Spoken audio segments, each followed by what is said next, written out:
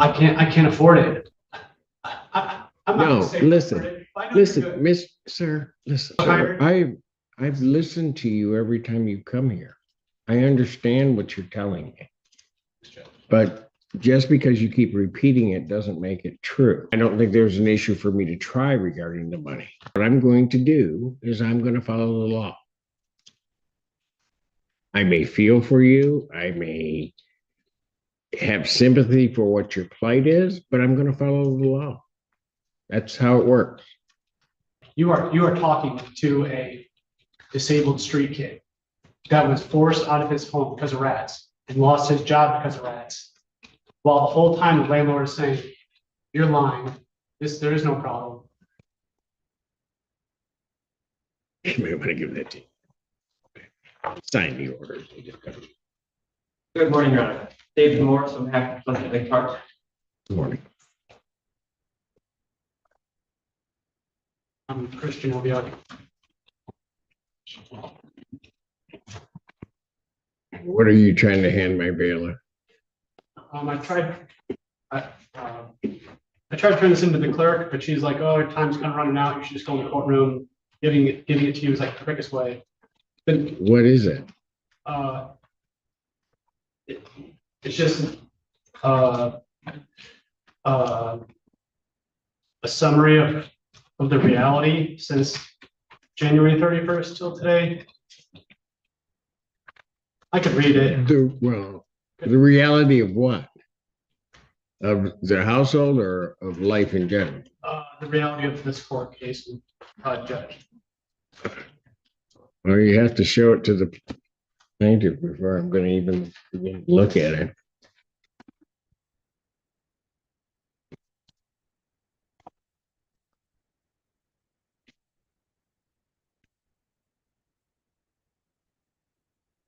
Do you mind? I don't mind. No, this would be his argument today, anyhow. It's just a roadmap to his argument.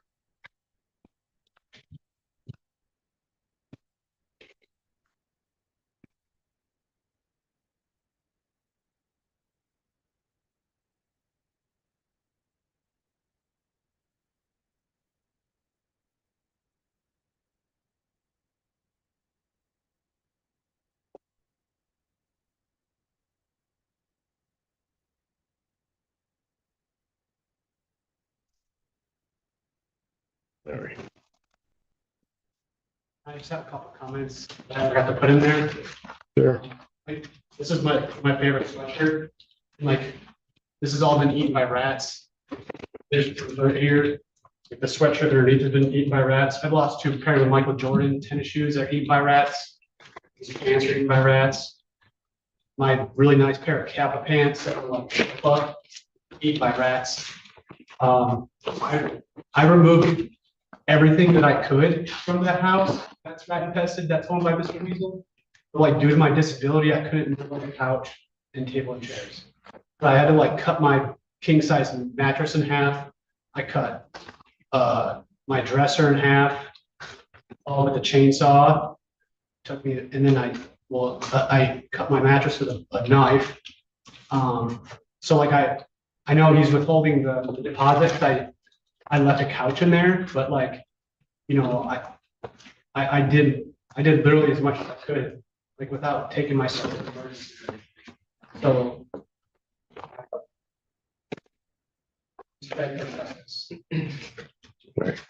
Good morning, Your Honor. We're on today's final settlement conference.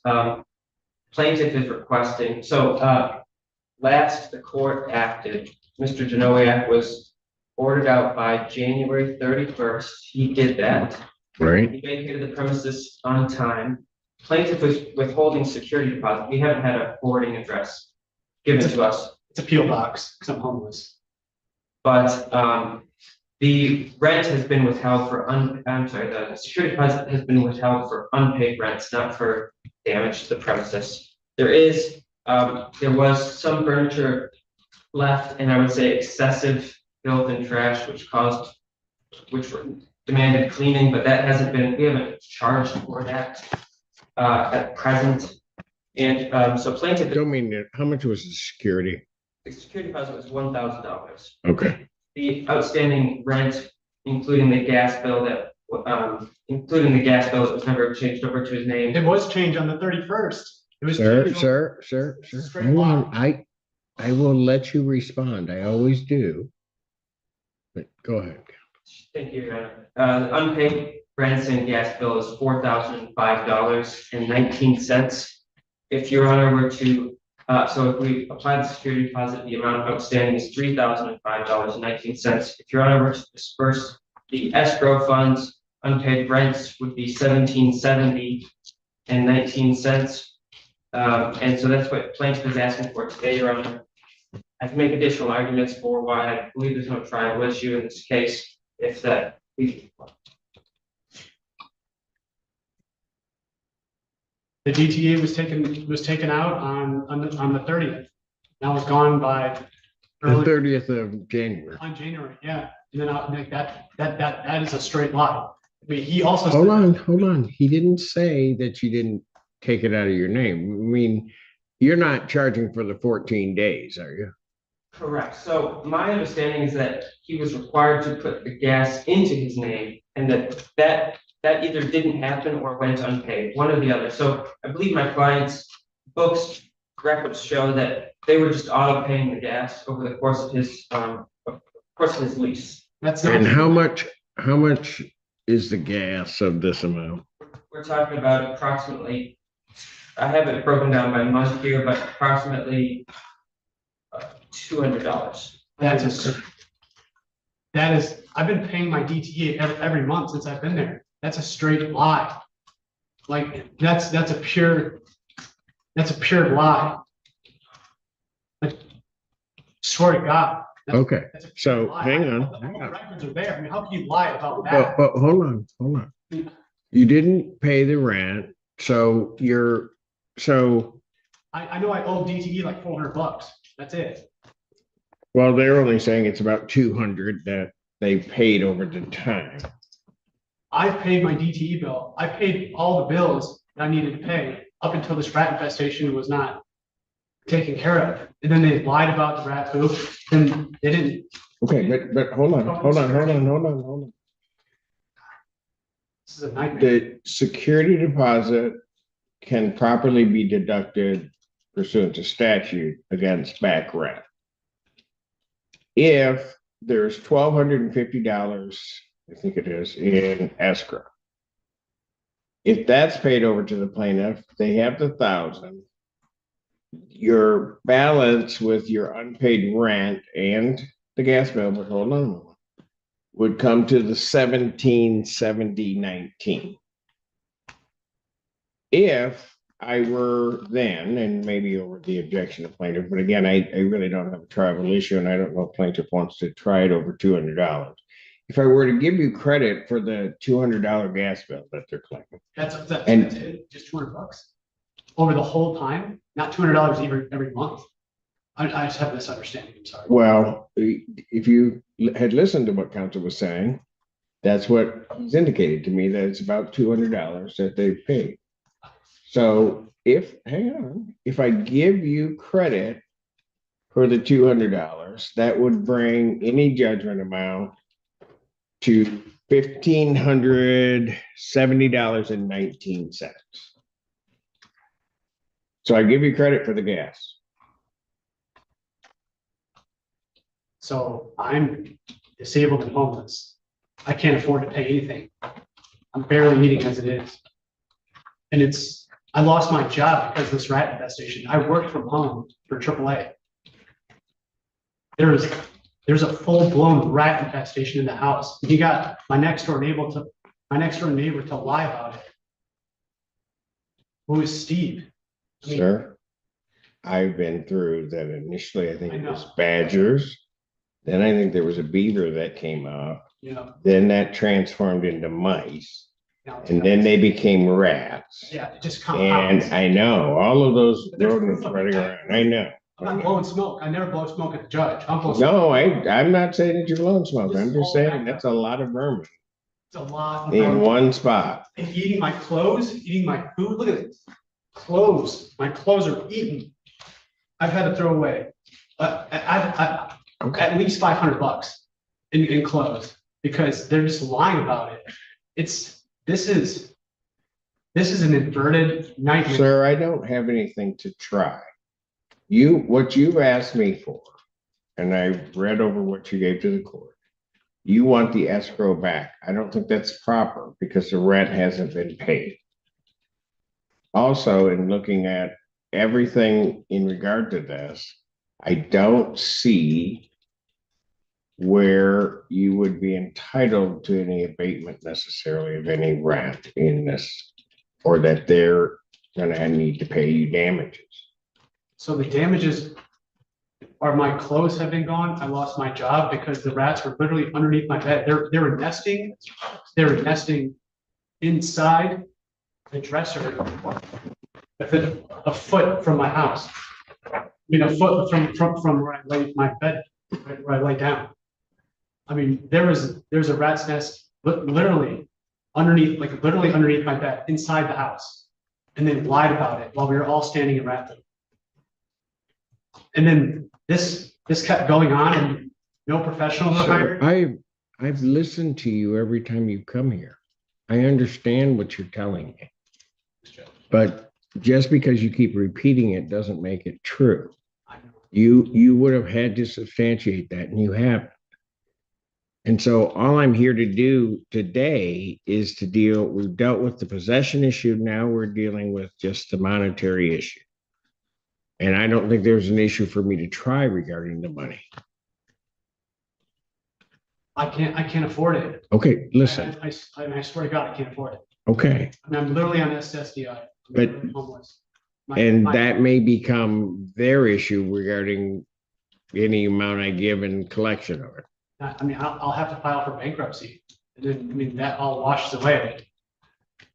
If I file for bankruptcy, then he gets, well, I don't know what the bankruptcy court is. it's lodged. I mean, you are talking to a disabled street kid that was forced out of his home because of rats and lost his job because of rats. While the whole time the landlord is saying, "You're lying. There is no problem." Then I have professionals backing me up. And then I have him saying that, like, oh, he's told other neighbors that he's gonna shoot me. Where is that neighbor? That's defamation. I mean, I know that's like a different court case, and I have to go get a lawyer, blah, blah, blah, blah. I know we're just talking about money today, not defamation. That's a different case. I get it. I'm not dumb. But I mean, like, I've been defamed. I've been put on the street. I have lost my job. I've lost my clothes. I've lost my health. I've lost literally almost everything because Mr. Weasel is not maintaining his property. I mean, I'm repeating myself because I'm just expecting you to slam dunk on these people and pay me and shame these people and wish me well.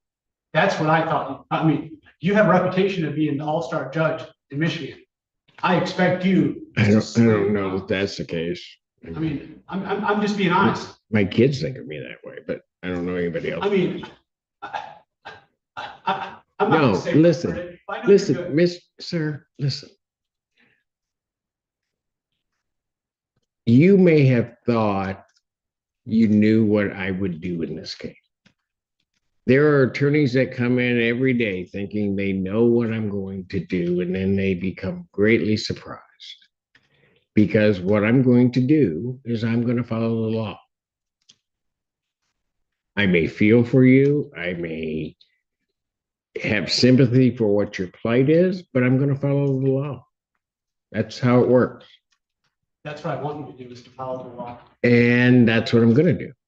And what I'm going to do is I'm going to find that there's no tribal issue. I am going to give him credit for the $200 gas bill. So I'll award, and also I will not charge him cost. So I will award a total judgment amount of $1,570.19. The escrow will be released to plaintiff. That is the court's ruling. Thank you. Thank you, Ron.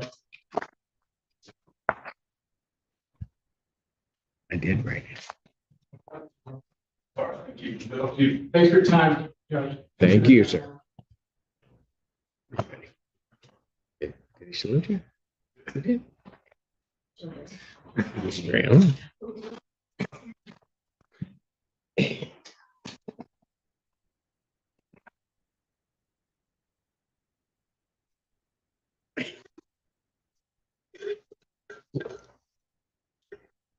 all need to sleep. What did you say? Anna did. Anna. Did you say you were good? Uh-huh. It's good to go. Yeah, they're good. Go ahead.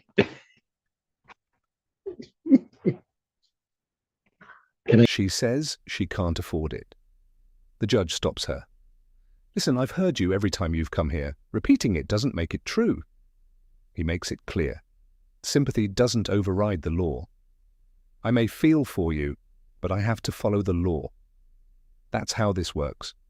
Then comes the emotional twist. The tenant says he's a disabled street kid forced out of his home because of rats, claiming he lost his job over the conditions while the landlord denies everything. In that moment, compassion and legal limits collide in open court. So here's the question. Should a judge ever bend the law when someone says they have nowhere else to go? Like if the law must come first. Share if you think hardship should matter in court. I'm good. All right. Back on. Court does call the case of Beal Properties versus Melissa Daly et al. Gabriel Lacey, P 7965 for Beal Properties. Dominic Camden appearing on behalf of the defendants. All righty. I have before me a consent order for conditional dismissal. I have read over the terms. And basically the parties are going to work toward the defendant reobtaining her Section 8 voucher through mischief. The plaintiff would be allowed access to the property upon 24 hours notice, and the defendant is agreeing to relocate from that property by April 1st, 2026.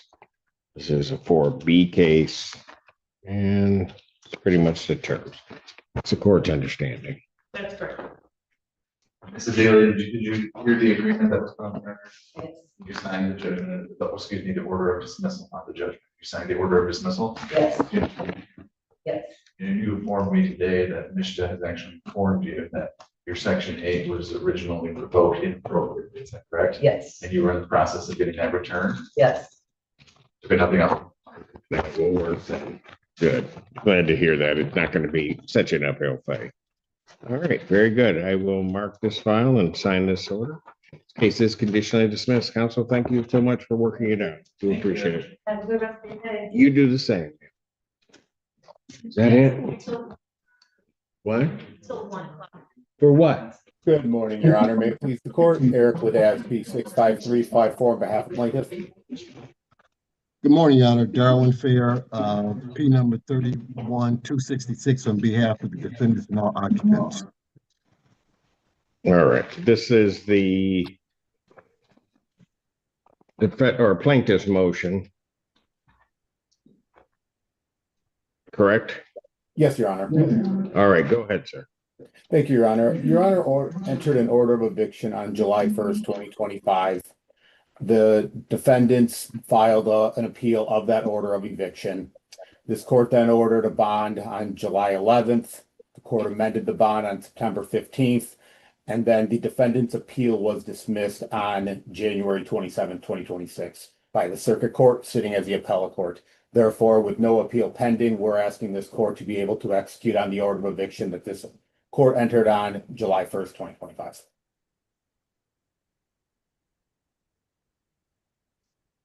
Mr. Fair. Thanks, Your Honor. First of all, thanks for allowing me to appear by Zoom. My clients really appreciate that. With regard to our argument, let me just say this, Your Honor. There's 3 issues. Number one, the underlying case is actually before the Michigan Court of Appeals. That case has not been decided by the Michigan Court of Appeals by way of delayed application for leave to appeal. So with regards to the underlying case of this matter that's before the court is still pending. Number 2, with regards to the Washtenaw County Circuit Court, I have been retained to appeal that case, so we intend to appeal that forthwith. And then number 3, with regards to escrow, And Judge, let me just say this with regard to escrow. My clients just do not have the financial wherewithal to make escrow payments. And let me explain why. As the court knows, this is a storied case. There have been a number of properties involved, the most important of which have been my clients' actual business in which they derive revenues. That has been turned over to the plaintiff. And so my clients have a huge, huge financial distress as a result of it. And I would also add that that property, the equity in it, is my understanding around $2 million that the plaintiff now has. And with regard to this property that's currently before the court, this is their home. And the equity on that, my understanding, is around $2 million. So we're asking, Judge, that two reasons for a stay. Number one, the underlying case in the Wayne County Circuit Court is still pending. And number two, I have been retained to file an appeal of the Washtenaw County Circuit Court. The bottom line is no one knows what these courts are going to do. If they rule in my client's favor, it's going to obviously be a problem for the plaintiffs in this matter. So it just seems to me this last piece of property, which is the home of the defendants, be stayed pending the outcome of the appeals. Thanks, Your Honor. Any additional response from the plaintiff? Yes, Your Honor. Regarding the escrow order, this court made it crystal clear in its amended bond dated September 15th. As long as there's an appeal pending, with Mr. Fair's arguing there is an appeal or there's going to be an appeal, the defendant shall post $5,823 per month commencing October 1st. So as we sit here today, they are $29,115 short on escrow. So if this court is going to entertain a stay, I would ask the court to order that if a stay is entered, they must post the $29,115 forthwith and continue that amount. Well, this court is not inclined to issue the stay. If the defendants wish for a stay in this matter, they can certainly request it of the appellate court for a stay on this. However, to the extent a stay is granted, all back escrow must be paid into this court prior to a stay of the writ. In this case, that will be my rule. And certainly the Court of Appeals or whatever appellate court can overrule that. But if they do issue a stay, then this court believes that all escrow should be paid, as that was a condition of the stay pending appeal, and is consistent with the court rule. I have read the order of the Washtenaw County Circuit Court. Believe it to be in order. They have held that decision.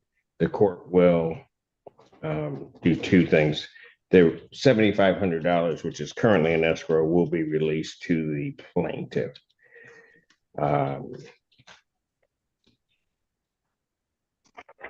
And I will, I am signing as we speak the order of eviction.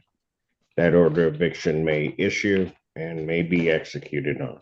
So, Your Honor, if I may, if we're allowed to appeal or ask the Michigan Court of Appeals for a stay, we would need time to do that. We can get that motion out as soon as we file the appeal. So I'd ask the court to stay the eviction until the Michigan Court of Appeals has made a decision on our stay. Absolutely not, Mr. Fair. I'm not going to stay this any longer. Okay, well, Judge, what about with regards to the 29,000, and I don't have that exact amount, 29,000. Mr. Ledez, how much did you say that is owed in escrow? $29,115 from October through February for at $5,823 per month. Okay, and Judge, what if he posts that amount? then if he posts that amount, he apparently You won't would be need to evicted. have an appeal pending and that, but I'm not staying my order. So I understand that, Judge, but we can't get a stay with the Michigan Court of Appeals until the appeal is filed. I intend to file that forthwith. but you can indicate in your appellate paperwork that this court has denied the stay. And then they can act if they so choose to do so. Yeah, and I understand, Judge. The only point I'm making is the Court of Appeals, and I've done these before, the Court of Appeals don't give you an answer overnight. I would say, because here's the process. The process is that you ask for appeal bond and you ask for I understand how, Mr. Fair, Yes. I understand how the process works. You've done it 5 or 6 times in my court, so I certainly understand it, and I know how it operates. What I am indicating to you is I am not staying the order of eviction. The order of eviction will issue. If you may have an order indicating, or you can indicate to the Court of Appeals that this court has denied the stay, and then you can choose to do so. You can, if they decide to act, if they will act in time for you, then they'll act in time for you. If not, well, this is where it's landed.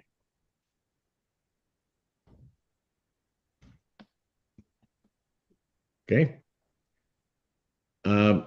I have signed the order releasing escrow, so that won't be an issue. And I also have signed the order of eviction, so that may go forth as soon as it can go forth, unless it's stayed by an appellate court. All right. Thank you, Your Honor. Thank Thanks, you. Your Honor.